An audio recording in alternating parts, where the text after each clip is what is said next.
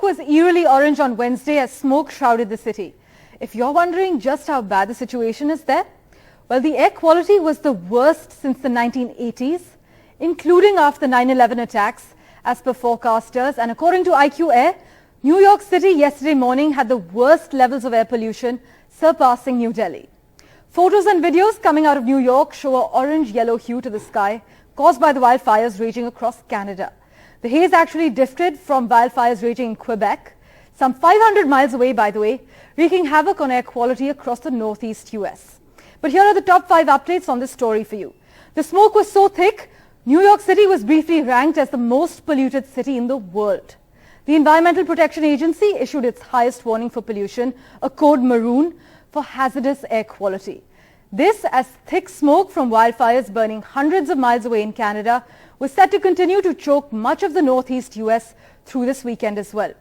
Now, over 3.8 million hectares, about double the size of New Jersey, have been scorched so far, according to the Canadian National Fire Database. There are 413 wildfires currently burning as we speak, and of those, 249 are deemed out of control. This is what Canada's Minister for Emergency Preparedness has said. Furthermore, more than 20,000 people have been displaced in Canada due to the wildfires.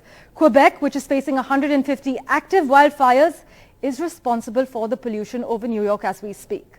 The air quality alerts remain in effect in major cities, including Washington, D.C. and New York. A new batch of smoke will linger over New York State today before probably creeping into northwest Pennsylvania and northern Ohio. But after Friday morning, the smoke should somewhat disperse, is what forecasters are informing us. US President Joe Biden spoke to Justin Trudeau, though, and offered additional support to respond to the devastating and historic wildfires in Canada. But this thick haze of pollution, it cast an eerie yellowish glow over Manhattan's famous skyscrapers, delayed flights, and forced the postponement of sporting events. The weather pattern that we've had across the eastern U.S. has been pretty stagnant and persistent over the last several days.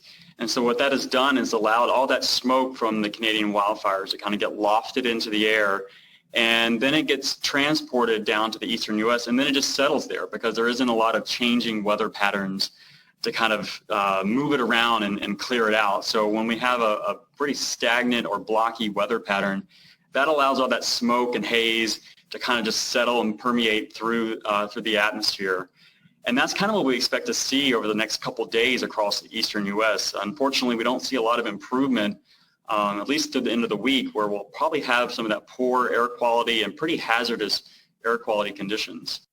But again, just the last forecast, northerly winds throughout the atmosphere are bringing the smoke down from Canada. And right now they're in the hazardous range, and we're expecting over the next couple of days they'll be heading westward.